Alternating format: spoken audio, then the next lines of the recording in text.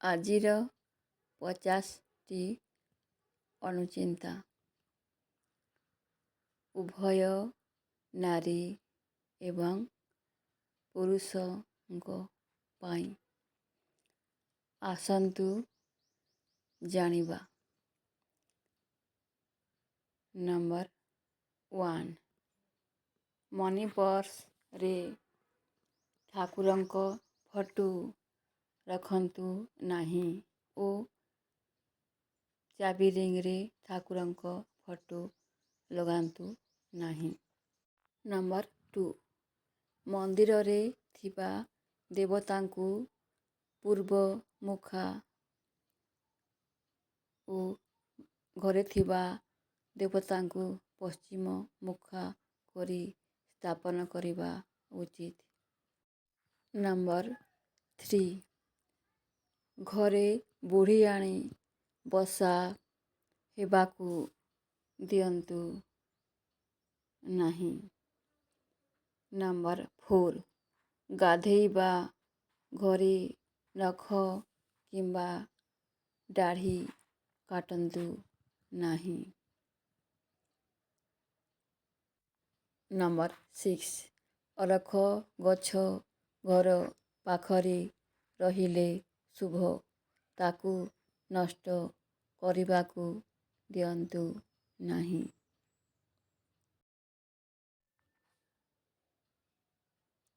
Number 7, ଟଙ୍କା ଗଣିବା ବେଳେ ବାହାର ପଟୁ ନିଜ ଆଡ଼କୁ ଗଣନ୍ତୁ ଏବଂ ଟଙ୍କାରେ ଛେପ ମାରି କେବେ ଗଣନ୍ତୁ ନାହିଁ।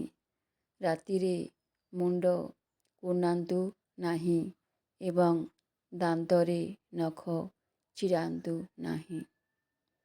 ନମ୍ବର 8, ମାଛ ଖାଇବା ପରେ କ୍ଷୀର ପିଇବା ଉଚିତ ନୁହେଁ। ନମ୍ବର 9, ରାତିରେ ମୁଣ୍ଡ କୁଣ୍ଡାନ୍ତୁ ନାହିଁ ଏବଂ ଦାନ୍ତରେ ନଖ ଛିଡ଼ାନ୍ତୁ ନାହିଁ। ନମ୍ବର 10, କ୍ଷୀର ଉତୁରିଲେ ଶୁଭ ହୋଇଥାଏ କିନ୍ତୁ କ୍ଷୀର ଉତୁରିକି ପଡ଼ିଗଲେ ଅଶୁଭ ହୋଇଥାଏ। ନମ୍ବର 11, ଘର କୋଣରେ ଅଳିଆ ଜମା କରନ୍ତୁ ନାହିଁ ଏବଂ ବୁଢ଼ିଆଣୀ ବସା ଘର ଭିତରେ ରଖନ୍ତୁ ନାହିଁ। ନମ୍ବର 12, କାଚ ପାତ୍ରରେ ଲୁଣ ରଖିଲେ ଶୁଭ ଫଳ ମିଳିଥାଏ।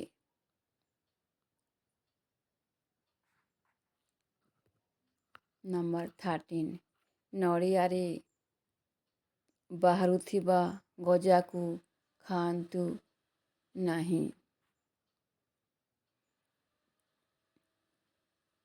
ନମ୍ବର 14, ସୂର୍ଯ୍ୟାସ୍ତ ପରେ କାହାକୁ କ୍ଷୀର, ହଳଦୀ ଏବଂ ଝାଡ଼ୁ ଦିଅନ୍ତୁ ନାହିଁ।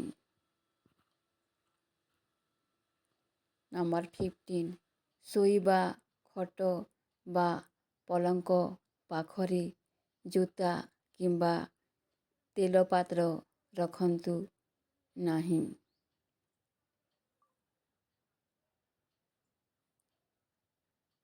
ନମ୍ବର 16, ଘରେ ଯଦି କଳା ପିମ୍ପୁଡ଼ି ଡିମ୍ବ ଧରି ବାହାରିଲେ ଶୁଭ ହୋଇଥାଏ।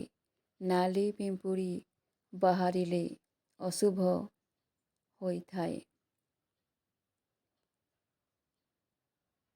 ନମ୍ବର 17, ଯାଆଁଳା କଦଳୀ ଶିବ ଲିଙ୍ଗରେ ଘର୍ଷଣ କଲେ ଶୁଭ ଫଳ ମିଳିଥାଏ।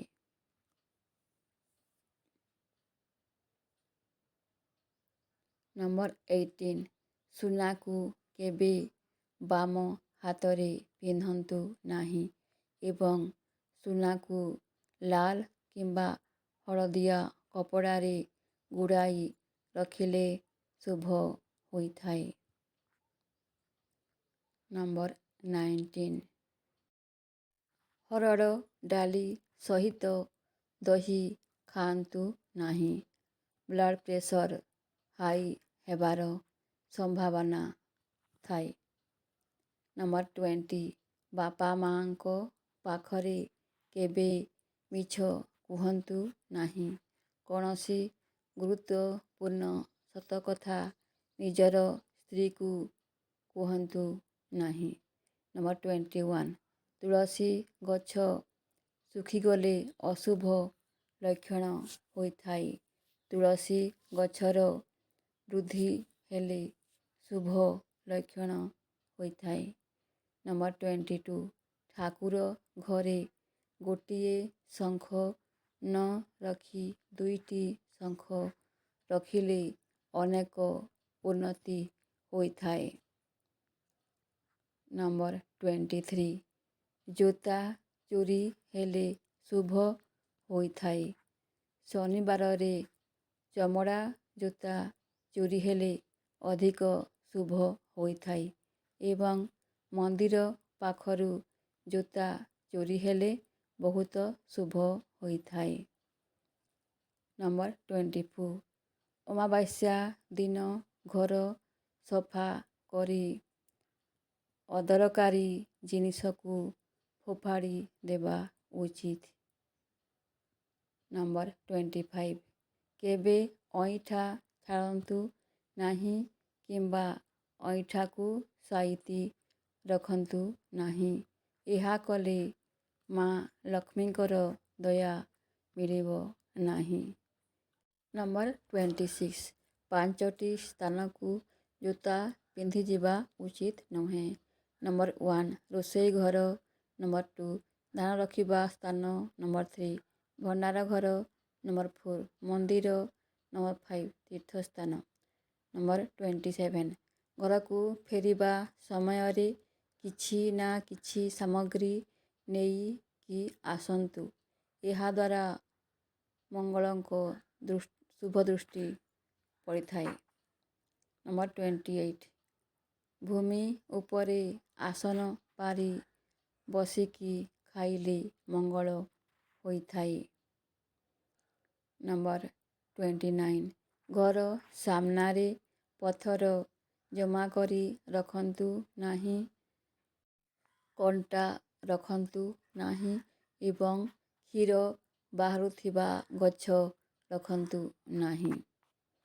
ନମ୍ବର 30 ମିଛ କହିବା ମହାପାପ କିନ୍ତୁ ଯେଉଁ ମିଛ ଦ୍ୱାରା ଅନ୍ୟର ମଙ୍ଗଳ ହୁଏ ତାହା ପାପ ନୁହେଁ ପୁଣ୍ୟ ଅଟେ। ନମ୍ବର 31 ଜନ୍ମ ମାସ ଦିନ ଏବଂ ନକ୍ଷତ୍ରରେ ପୁଅ ଝିଅଙ୍କର ବିବାହ କରିବା ଉଚିତ ନୁହେଁ। ନମ୍ବର 32 ତକିଆ ତଳେ ବହି ଏବଂ ମୁଣ୍ଡ ପାଖରେ ମନି ପର୍ସ ରଖନ୍ତୁ ନାହିଁ। ନମ୍ବର 33 ସକାଳୁ ଉଠିବା ପରେ ଅଧୁଆ ମୁହଁରେ 1 ଗ୍ଲାସ ପାଣି ପିଇବା ଉଚିତ। ନମ୍ବର 34 ଜନ୍ମ ମାସ ଦିନ ଓ ନକ୍ଷତ୍ରରେ ପୁଅ ଝିଅଙ୍କର ବିବାହ କରିବା ଉଚିତ ନୁହେଁ।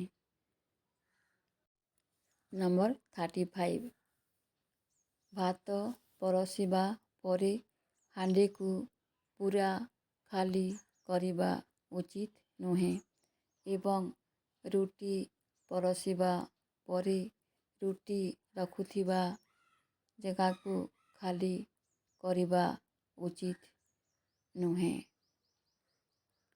ନମ୍ବର 36 ଭଲ କାମ କରି ଖରାପ ଦଶା ଭୋଗ କରୁଥିବା ବ୍ୟକ୍ତି ବେଦ ଜାଣିଥିବା ବ୍ରାହ୍ମଣଙ୍କୁ ସୁନା ଦାନ କଲେ ଶୁଭ ଫଳ ମିଳିଥାଏ। ନମ୍ବର 37 ମଙ୍ଗଳବାର ଦିନ ଟଙ୍କା କରଜ କରନ୍ତୁ ନାହିଁ କିନ୍ତୁ କରଜ ଟଙ୍କା ଶୁଝିଲେ ମଙ୍ଗଳ ହୋଇଥାଏ। ନମ୍ବର 38 ବଣଜାକୁ ନିଜ ଘରେ ରଖିଲେ ମଙ୍ଗଳ ହୁଏ, କିନ୍ତୁ ମାମୁଁକୁ ରଖିଲେ ବିପରୀତ ହୁଏ। ନମ୍ବର 39, ଭଲ କାମ କରି ଖରାପ ଦଶା ଭୋଗ କରୁଥିବା ବ୍ୟକ୍ତି ବେଦ ଜାଣିଥିବା ବ୍ରାହ୍ମଣଙ୍କୁ ସୁନାଦାନ କଲେ ଶୁଭଫଳ ମିଳିଥାଏ। ନମ୍ବର 14, ଗୋଦରେଜ କିମ୍ବା ଆଲମାରିର କବାଟ ସବୁବେଳେ ବନ୍ଦ ରଖିବା ଉଚିତ। ନମ୍ବର 41, ରାତିରେ ଶୋଇବା ବେଳେ ମୁଣ୍ଡ ପାଖରେ ଦଉଡ଼ି କିମ୍ବା ଲୁଣ ପାତ୍ର ରଖନ୍ତୁ ନାହିଁ। ନମ୍ବର 42, ଘରର ଦକ୍ଷିଣ କାନ୍ଥରେ ଘଣ୍ଟା ରଖନ୍ତୁ ନାହିଁ। ଅଚଳ ଘଣ୍ଟା ଘରେ ରଖନ୍ତୁ ନାହିଁ ଏବଂ ଘଣ୍ଟାର ସମୟ ଆଗକୁ ରଖନ୍ତୁ। ନମ୍ବର 43, ଗୋଟିଏ ହାତ ଉଠାଇ ଭଗବାନ କିମ୍ବା ମଣିଷ କାହାରିକୁ ନମସ୍କାର କରିବା ଉଚିତ ନୁହେଁ। ହାତ ଯୋଡ଼ି ନମସ୍କାର କରନ୍ତୁ କିମ୍ବା ଯଦି ହ୍ୟାଣ୍ଡେଲ ଧରିଛନ୍ତି ତେବେ ମୁଣ୍ଡ ତଳକୁ କରି ଦିଅନ୍ତୁ। ନମ୍ବର 44, ପ୍ରତ୍ୟେକ ମାସରେ ଗୋଟିଏ ଥର ଦ୍ୱିତୀୟା ଚନ୍ଦ୍ର ଦର୍ଶନ କରନ୍ତୁ, ଶୁଭଫଳ ମିଳିବ। ନମ୍ବର 45, ଯଦି ରୋଷେଇ ଘର କଳା ପଡ଼ିଯାଏ କିମ୍ବା ରୋଷେଇ ଘର କାନ୍ଥ ଫାଟି ଯାଇଥାଏ ତେବେ ତୁରନ୍ତ ଠିକ୍ କରିଦେବା ଉଚିତ, କାରଣ ଏହା ଅଶାନ୍ତି ସୃଷ୍ଟି କରିଥାଏ। ନମ୍ବର 46, କେବଳ ଠାକୁର ଘର ଛଡ଼ା ଅନ୍ୟ ଘରେ ମହାଭାରତ ବହି ବା ମହାଭାରତ ଯୁଦ୍ଧର ଫଟୋ ରଖନ୍ତୁ ନାହିଁ। ନମ୍ବର 47, ଘରେ ଝାଡ଼ୁକୁ କେବେ ଠିଆ କରି ରଖନ୍ତୁ ନାହିଁ ଏବଂ ଝାଡ଼ୁରେ କେବେ ଗୋଡ଼ ମାରନ୍ତୁ ନାହିଁ, ଏହାଦ୍ୱାରା ଅଶାନ୍ତି ସୃଷ୍ଟି ହୋଇଥାଏ। ନମ୍ବର 48, ସବୁବେଳେ ପୂଜା ସ୍ଥଳ ସଫାସୁତୁରା ରଖନ୍ତୁ, ଏହା କରିବା ଦ୍ୱାରା ଘରେ ଶାନ୍ତି ଓ ସମୃଦ୍ଧି ବୃଦ୍ଧି ହୋଇଥାଏ। ନମ୍ବର 49, ପ୍ରତ୍ୟେକ ଦିନ ସକାଳୁ ସୂର୍ଯ୍ୟଙ୍କୁ ଜଳଦାନ କଲେ ଏବଂ ଓମ୍ ଆଦିତ୍ୟ ନମଃ ଏହି ମନ୍ତ୍ର 9 ଥର ଜପ କରିବା ଦ୍ୱାରା ସୁଖ ଶାନ୍ତି ପ୍ରାପ୍ତ ହୋଇଥାଏ। ନମ୍ବର 50, ଘରେ ଝାଡ଼ୁକୁ କେବେ ଠିଆ କରି ରଖନ୍ତୁ ନାହିଁ ଏବଂ ଝାଡ଼ୁରେ କେବେ ଗୋଡ଼ ମାରନ୍ତୁ ନାହିଁ, ଏହାଦ୍ୱାରା ଅଶାନ୍ତି ସୃଷ୍ଟି ହୋଇଥାଏ।